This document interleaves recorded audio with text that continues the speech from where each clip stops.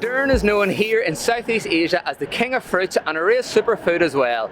But to the rest of the world, it's known as probably one of the smelliest fruits to mankind. So today we are going to finally bite the bullet and try some Malaysian durian. But before that, we're going to head outside the city of Kuala Lumpur and go and check out the bright and colourful Batu Caves. So we're going to hop on the train now and get this day kick-started, so let's bounce.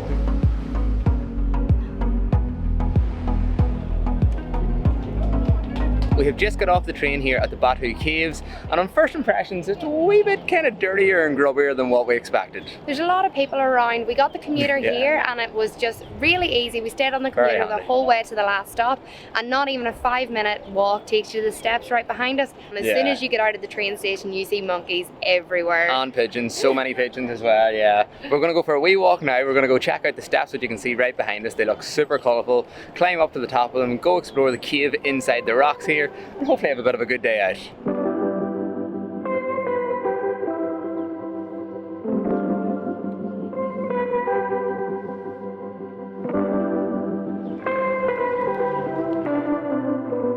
So right behind us here is the world's tallest Murung statue, I think I'm pronouncing that right, which is a statue dedicated to a god of war in the Hindu religion, we think, according to what we've kind of learned and read today, which was very, very cool. It is absolutely massive behind us as well. It is so huge, very impressive, and it's literally right at the bottom of the steps here, and it is very, very cool to come and check out.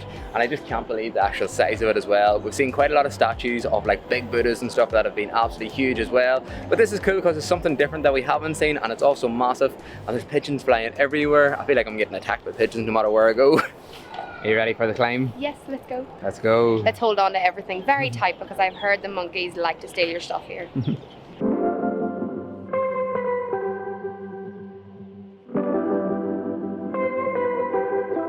So when you're walking up the steps here, there's 4 different walkways, and we've decided to take the very left one because it's the least amount of monkeys on it. But we have heard of people that have had to cross over to other walkways because the monkeys have just been too scary to walk past. Too much. Too much to do.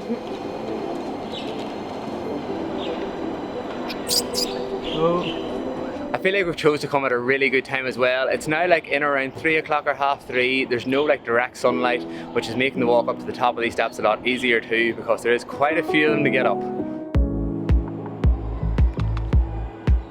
So once you've climbed to the top of these steps, 272 of them to be exact, there's actually a temple inside the cave. So do remember to have your shoulders and your knees covered, because it is just a sign of respect. And if you have forgot, you can get scarves down at the bottom for 15 ringgit each.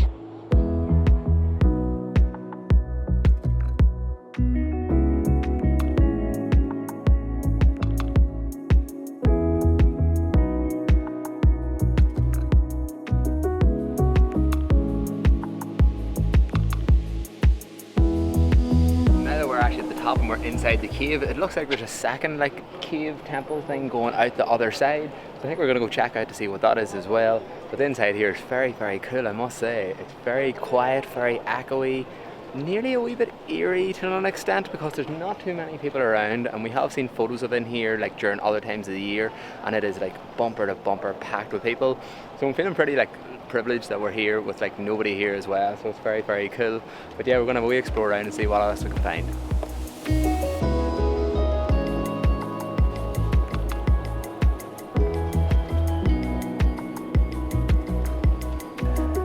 So there's a bit of a funny smell now that we're inside the caves, but there are a few chickens hiding in the corner there, so I'm gonna blame them.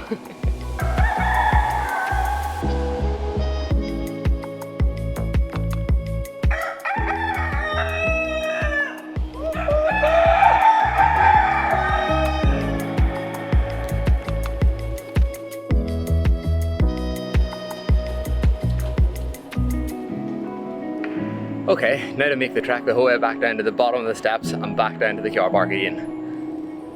So we've been in the caves and up at the top of the steps here for about 25 or 30 minutes now, and we feel like we've seen pretty much everything there is to see up here as well. So we're going to make our way back down now to the bottom of the steps, chill out down there for a while, have a wee look around, and maybe even grab a wee coffee. There's hardly any people here at the steps now. When we were coming up, there was quite a few people on their way down. When we got up to the temple itself, we basically had it all to ourselves, which was so nice as well.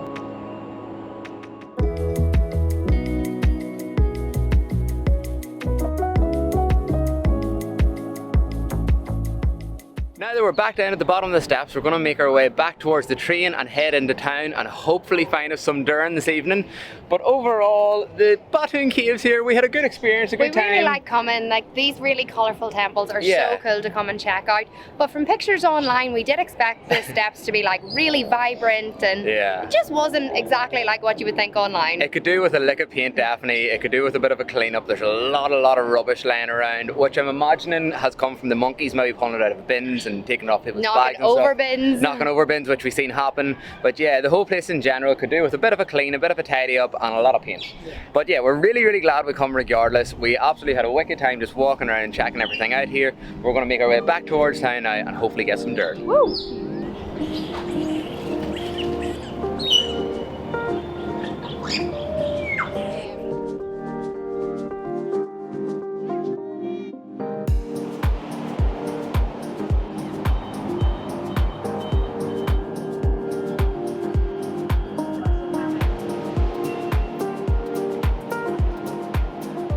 So we have come back to the Chinatown area yet again today because we know for a fact there's definitely Durian here. We've seen it the other night whenever we were here, and we're also getting very hungry, and there's a dish here that we do want to try out. There's been a few recommendations for us to go to the clay pot chicken, which is just on one of the streets outside of Chinatown here. So we're going to head over there, get one of those because we are quite hungry, and then after that finally try some Durian. Let's go. Just our luck, the clay pot chicken man is usually right here behind us, but there is no sign of him today. So we're gonna have a wee walk around Chinatown, see what we can pick up, and then go get some Durian. Oh, thank you. Perfect. So it's not really the meal and the sit down kind of dinner we were after, but we did just pick up these Chinese pork buns, which we have had before and we know are amazing. So we've got these for a wee snack for now, and then maybe we'll find something else in a wee bit as well. It's so sweet. They are proper tasty. Really good. We only got one each, but I think we might have to go back for more. So we were actually here in Chinatown the other night, and we'll actually link our video up here. It wasn't exactly what we were expecting, but we still enjoyed it all the same. But we knew that there was a man selling Durian right in the centre here, so we had to come back and get it here. We're really sad though that our clay pot chicken man wasn't open down at the bottom, but it means we're just gonna have to come back for a third time. Find him. It's the smallest amount you can do. Small? Yes. Durian. How much is it? 15. 15. Okay, yes.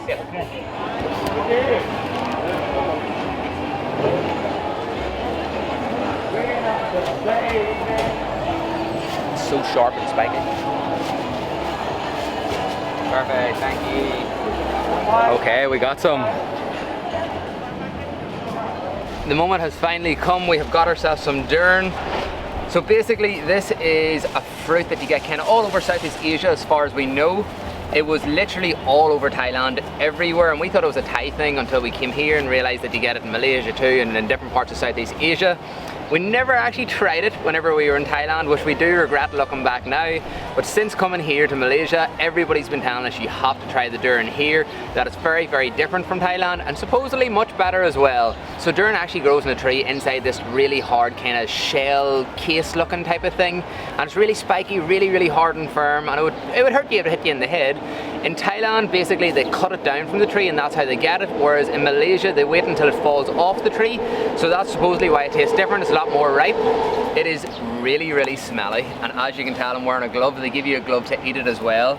It stinks, to be perfectly honest with you, and it is supposedly a very acquired taste. So it'll be interesting to see what we think, if I can get it open that is. Oh, the smell already. It's pretty smelly. So a lot of the Malaysian people and locals we've been chatting to absolutely love this, and they class it as like a superfruit. It's full of protein, full of loads of different things. It's really good for your body and good for your system. It just smells a lot, so it'll be interesting, yeah. And it is known around the world as one of the smelliest fruits in the world, and I can completely see why. It's quite squishy, which I didn't expect. Very squishy. And I think there might be a nut in the middle. I'm gonna go straight in with a big piece. Here we go, our first try of Durian. Oh, yeah, there's a big nut in the middle.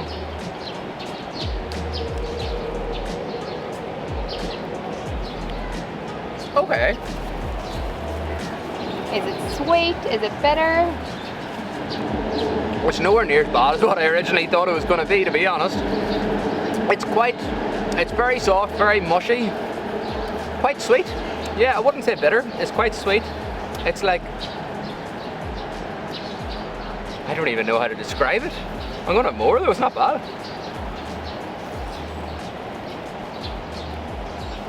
I did not expect there to be a nut in it. Okay, I'm actually pretty like surprised and like pleasantly surprised as well. It's not too bad at all. I don't think it's something that I would like eat in the daily or like go looking for as such, but if you gave it to me I would eat it. It has surprised me with the nut inside, with the texture as well. I didn't think it was going to be as soft and squishy. But yeah, overall that's not too bad. Aisling, you're going to have to get tucked in. So Owen was quite brave there. I don't know how I'm going to be because I do have a bit of a texture thing and this just seems so soft. But Here give goes it a go. nothing.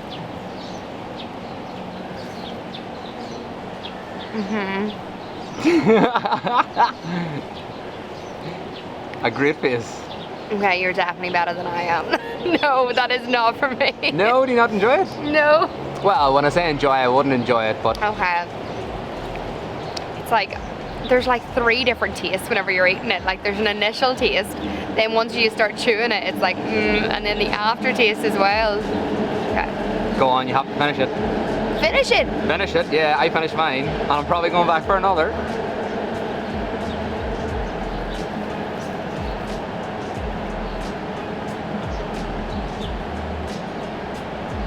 No. No.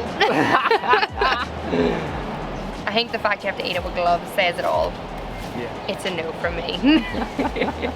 Go on, Owen. I give you, that's fair play for that.